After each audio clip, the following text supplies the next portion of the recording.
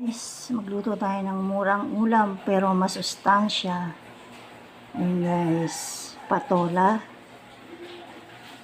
Sawag natin sa sardines, miswa, dahon ng sibuyas, seasoning, and bawang. Kunting asukal, kunting asin, paminta, and kunting patis. And so guys, magluluto kayo ngayon ng sardines with patola and miswa. Guys, nagisa na tayo ng bawang. Golden brown na siya para sa ating sardinas with patola and miswa. So ayun na guys, lagay na natin ang sardines, miswa, and patola. Patola, sunod mo na rito. Ayan.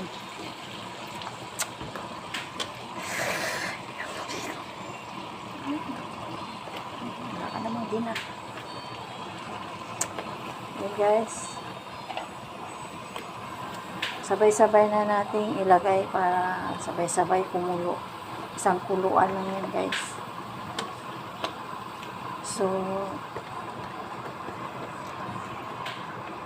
toppings ng sibuyas dahon, seasoning, magic sarap, and pamintang durog.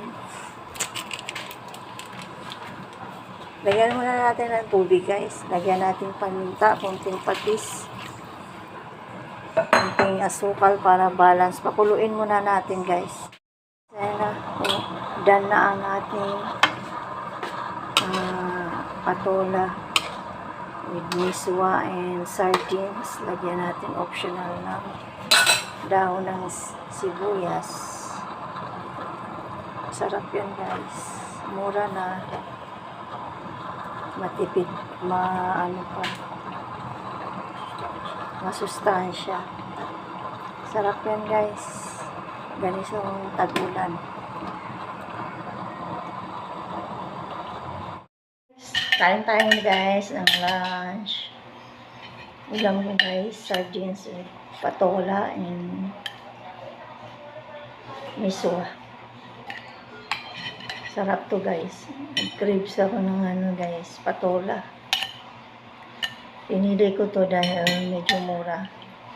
Huwag kang pilitin ang mahal. Mura na, masustansya pa. Kain tayo, patola.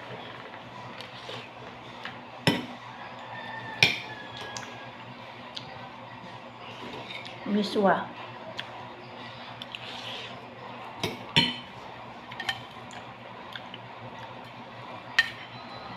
Kahit dilata siya guys, at least may gulay pa rin. Masustansya. Yan ang gusto ko, may gulay pa rin.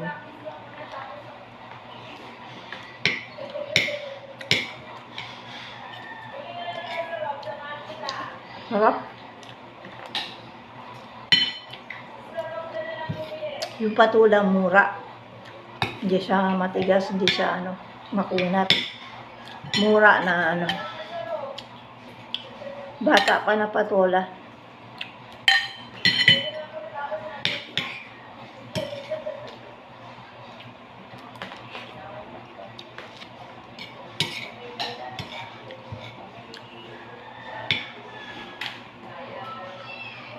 Sarap.